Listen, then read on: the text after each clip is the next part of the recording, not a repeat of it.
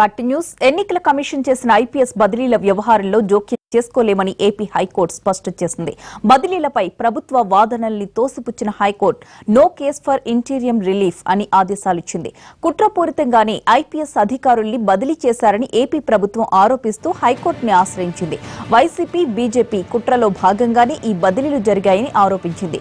గత 2 రోజులుగా వాదనలు విన్న హైకోర్టు ఇవాళ తీర్పిచ్చింది. ప్రభుత్వ వాదనలని తోసిపుచ్చింది.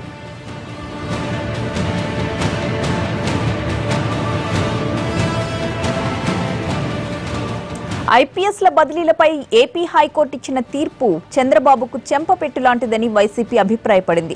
ఎన్నికల కమిషన్ పై రాష్ట్ర ప్రభుత్వం తిరుగుబాటుకు చుక్కెదురైందని ఆ పార్టీ నేత వాసిరెడ్డి పద్మ ఆరోపించారు. ఈరోజు రాష్ట్ర ప్రభుత్వానికి హైకోర్టులో చుక్కెదురైంది. హైకోర్టు తీర్పు చంద్రబాబు నాయుడు గారికి చెంపపెట్టు లాంటిది. ఇవాళ కేంద్ర ఎన్నికల కమిషన్ ఆదేశాలను ధిక్కరిస్తూ రాష్ట్ర ప్రభుత్వం ఎన్నికల కమిషన్ పరిధికి లోబడి ఉండవసరం లేదన్నట్లుగా ఒక తిరుగుబాటు చేస్తున్నట్లుగా చంద్రబాబు నాయుడు గారు వ్యవహరించినటువంటి తీరుకి ఈరోజు రాష్ట్ర హైకోర్టు ఇచ్చినటువంటి ఉత్తర్వులు నిజానికి ఇది ప్రజాస్వామ్యాన్ని కాపాడేటటువంటివి.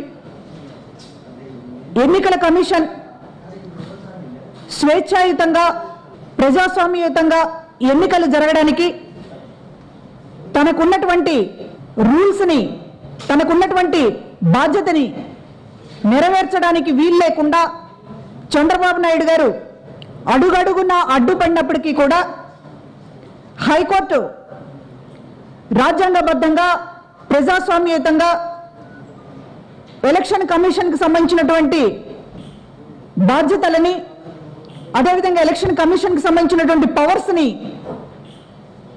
ఈరోజు మరొకసారి చాటి చెప్తూ ఉత్తర్వులు ఇవ్వడం ఇది ఏపీ రాష్ట్రానికి ప్రజాస్వామ్యానికి ఒక శుభ పరిణామం.